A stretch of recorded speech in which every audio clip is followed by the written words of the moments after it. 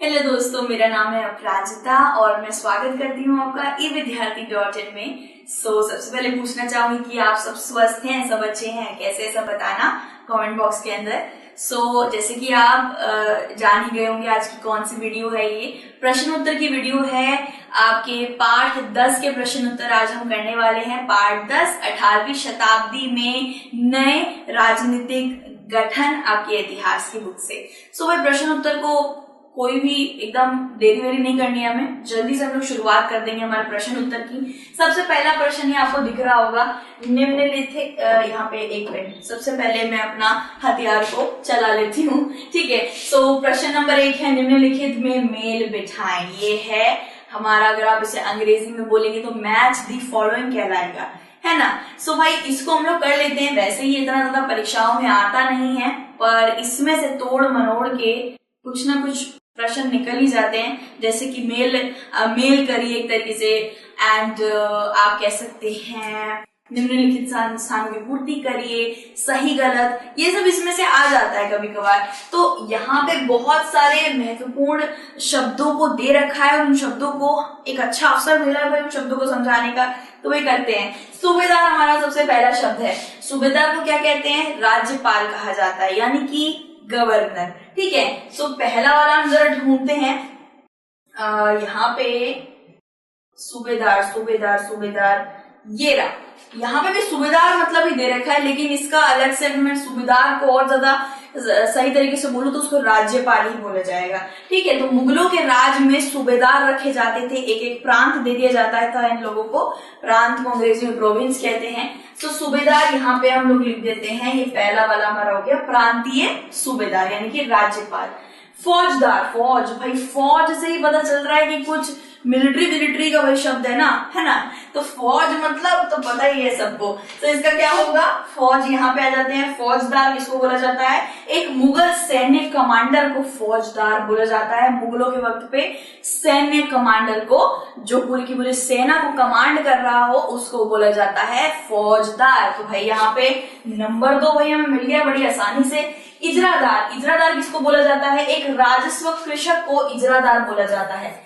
देखिए उस वक्त पे कुछ इजरादारी नाम की कोई सिस्टम वहां पे उस वक्त पे चल रही थी। उसके अंदर आप कह सकते हैं कि क्या था ना, कि जमींदार वहां पे कर वसूली करते थे, ठीक है। बहुत बड़े बड़े अधिकारी भी लगा रखे थे कर वसूली करने के लिए, है ना। लेकिन वहां पे एक बिल्कुल नया चाल चलन चला कि अब से जितने भी कृषि है, जितने भी किसान है, वो भी कर वसूली करेंगे, ठीक है। ये एक बिल्कुल नया चाल चलन वाला सिस्टम वहां चला दिया था, तो इसी को इजरादारी सिस्टम बोला गया था। तो इसका भाई हमने 3 वाला नंबर हमने पहले ही लगा दिया भाई। इसके बाद है मिसल। भाई हमने जो सिखों वाला जो विषय करा था ना, इसी पाठ में से था, सिखों के ऊपर, सिख राज के ऊपर हमने जो पूरा एक विषय करा था, उसके अंदर मिसल और जट्ठा नाम के 2 शब्द आए थे, ठीक है। याद नहीं है थोड़ा बहुत बच्चों को, लेकिन चलता है, थोड़ा बहुत निकल गया है, ठीक है। तो मिसल का फिर से मैं आपको मतलब समझा देती हूँ। सिख योद्धाओं का समूह को मिसल बोला जाता है। यहाँ इसका चौथा नंबर लगा देते हैं। चौथ क्या होता है? चौथ होता है मराठाओं द्वारा लगाया गया कर। जब मराठा राज चल रहा था तब वहां पे उस वक्त पे सारदेशमुखी और चौथ नाम के कर वसूली की प्रथाएं लगाई गई थी, जिसमें कर वसूली करते हैं लोगों से, ठीक है। तो चौथ यहाँ पे हम लोग लिख देते हैं 5वां नंबर, जो है मराठों द्वारा लगाया गया कर, ठीक है। इसके बाद क्या है? कुणबी यहाँ पे ढूंढते हैं। मराठा कृषक योद्धाओं को कुणबी बोला जाता है। देखिए उस वक्त में मराठा का जो राज चल रहा था ना, मराठाओं का, उस वक्त में सबसे ज्यादा, अगर मैं बोलूं बहुत ज्यादा महत्वपूर्ण राजा का नाम लूं, तो सबसे पहले मेरा जुबान सबसे पहले खुल रही है छत्रपति शिवाजी के लिए। तो शिवाजी महाराज कभी भी ये नहीं सोचते थे कि मुझे पराक्रमी योद्धा चाहिए, मुझे बहुत ज्यादा महत्वपूर्ण परिवारों से मेलन खाने वाली योद्धा चाहिए, ऐसे करके कुछ नहीं होता था। उनको चाहिए बस एक तरीके से अंदर जज्बा होना चाहिए, और तुम मेरी प्रजा में शामिल हो। तो वो किसी भी तरीके की, कृषक हो, भले किसान हो, चरवाहा हो, किसी भी तरीके की अपनी क्या कर लेते थे, अपनी फौज में उसको शामिल कर लेते थे। तो कुणबी यहाँ पे हम लोग लिख देते हैं कुणबी का। यहाँ पे कितना है? 1 2 3 4 5 6 7 है ना। वही 6वां नंबर आ गया हमारा, मराठा कृषक योद्धा। मराठा कृषक योद्धा की टोली को कुणबी बोला जाता था। ये याद हो जाएगा भाई आपको, इजी है। ठीक है, उमरा, उमरा किसको बोला जाता है? उच्च अभिजात को उमरा बोला जाता है, यानी कि कोई ऐसा इंसान, कोई ऐसा व्यक्ति जो दरबार के अंदर बहुत ज्यादा शान शौकत रखता हो, बहुत ज्यादा रोकड़ा रखता हो, उसको आप उमरा का नाम दे सकते हैं। मुगल जुबान में उमरा बोला जाता है। सो ये इसका 7वां नंबर हमने कर लिया। देखिए कुछ इस तरीके से हमने ये वाला प्रश्न कर लिया है। उत्तर यहाँ पे दे रखे हैं, अच्छे से आप उत्तर देख लीजिएगा। स्क्रीनशॉट लेना तो स्क्रीनशॉट भी ले सकते हैं। ओके, अब हम आ जाते हैं हमारे प्रश्न नंबर 2 पे, रिक्त स्थानों की पूर्ति करें। ये भी आता है भाई परीक्षा के अंदर, लेकिन इसके अगर मैं बोलूं अनुमान लगाए तो कितना परसेंटेज आएगा, कितना परसेंटेज आने का इसमें है कि परीक्षा में आएगा, वो है 25 से 30%। इससे ज्यादा नहीं, बिल्कुल सच सच बोल दिया है मैंने। तो पहला वाला हम लोग कर लेते हैं, औरंगजेब ने डैश में एक लंबी लड़ाई लड़ी। तो भाई कहाँ पे औरंगजेब जी ने अपनी सबसे बड़ी लंबी लड़ाई लड़ी? तो वो थी दक्कनी क्षेत्र में, यानी कि दक्षिणी भारत में अपनी सबसे बड़ी लंबी लड़ाई लड़ी। ठीक है, ओके। सो उमरा और जागीरदार मुगल डैश के शक्तिशाली अंग थे। किसके किसके थे भाई? सो भाई इसका उत्तर है साम्राज्य के। तो जागीरदार और उमरा, उमरा कौन थे?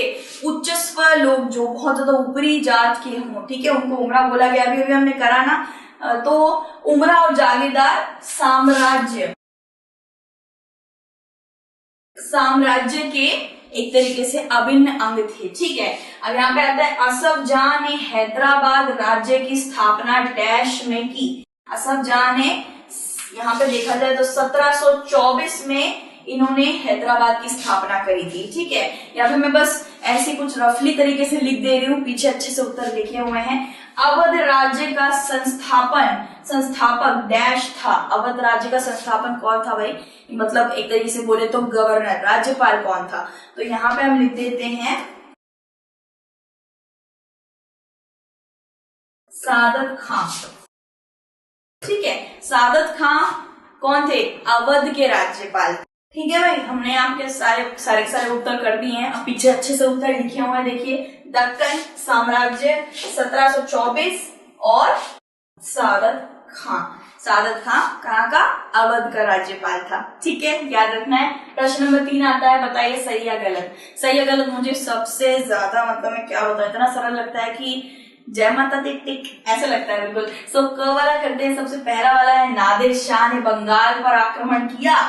नादिर शाह ने बंगाल पर आक्रमण नहीं किया भाई, बिल्कुल ही गलत है। क्यों गलत है वो भी मैं आपको बता देती हूँ। नादिर शाह अफगान का राजा था, अफगान से आया हुआ था। उसकी नेशनलिटी की बात करी जाए, ठीक है, सो अफगान का था वो, और बंगाल के अंदर मुर्शीद कुली खान नाम के राज्यपाल राज कर रहे थे। सो भाई नादिर शाह का बंगाल से कोई भी लेना देना नहीं था। सवाई राजा जयसिंह इंदौर का शासक था? नहीं, सवाई राजा जयसिंह इंदौर का नहीं, आमेर का शासक था। ठीक है, तो ये भी बिल्कुल गलत है। पीछे के 2 बिल्कुल सही है, ये मेरी छठी इंद्री बता रही है। हाँ, तो मैंने भाई उत्तर पहले ही देख लिया था। गुरु गोविंद सिंह सिखों के 10वें गुरु थे। जी हाँ, गुरु गोविंद सिंह सिखों के 10वें गुरु थे। 9वें गुरु में आ जाते हैं गुरु तेग बहादुर जी। ठीक है, तो भाई ये हमारा सही हो जाएगा। पुणे को पुणे भी बोला जाता है। पुणे 18वीं शताब्दी में मराठाओं की राजधानी बना। तो भाई ये भी सही है, 18वीं शताब्दी में ही मराठाओं की राजधानी पुणे को दिया गया था, पुणे को उसका करार दिया गया था। तो इसका सही है भाई, बिल्कुल सही उत्तर। यहाँ पे उत्तर देख लीजिए, गलत गलत और सही सही। ठीक है, आगे बढ़ते हैं हम लोग हमारे प्रश्न नंबर 4 के साथ। सादत खां के पास कौन कौन से पद थे? सादत खां जानते हैं कि वो कहाँ का भाई? अवध का एक तरीके से कह सकते हैं गवर्नर था। शासक नहीं बोलूंगी, वो तो राजा कहला देगा। अवध का राज्यपाल था। ठीक है, गवर्नर बोलते हैं। सादत खान ने सूबेदारी, दीवानी और फौजदारी के संयुक्त कार्यालयों का आयोजन किया था। देखिए, वो अपनी फौज को भी संभालता था, पैसों का लेन देन, जितना भी रोकड़ा वोकड़ा का सब सामान, मतलब जो भी उसका चलता था, उसका भी प्रतिनिधित्व था। ठीक है, साथ ही साथ वो वहां का गवर्नर भी था। तो उसने 3 ऑफिस संभाल रखे थे। ठीक है, सो वह अवध प्रांत के राजनीतिक, वित्तीय और सैन्य मामलों के प्रबंध के लिए जिम्मेदार था। ठीक है, वित्तीय यानी कि अंग्रेजी में बोला जाता है फाइनेंशियल, पॉलिटिकल एंड मिलिट्री। इन सब का वो अवसर कहलाता था। अब अगर आप अच्छे से इसका उत्तर यहाँ पे भी देख रहे तो यहाँ पे भी उत्तर लिखा हुआ है, सादत खां के पास निम्नलिखित पद थे। आप इसको अगर एकदम छोटे तरीके से लिखना चाहते हैं तो इधर ऐसे भी लिख सकते हैं, सूबेदारी, फौजदारी, दीवानी। ठीक है, दो दो तरीके से आप इसका उत्तर को लिख सकते हैं। तो 5वां प्रश्न आता है, 5वां प्रश्न से लेके 9वें प्रश्न तक हम दूसरी वीडियो में इसकी चर्चा करेंगे। जल्दी से दूसरी वीडियो में मिलते हैं, अपना ध्यान जरूर रखिएगा और फिर से मिलते हैं दूसरी वीडियो में।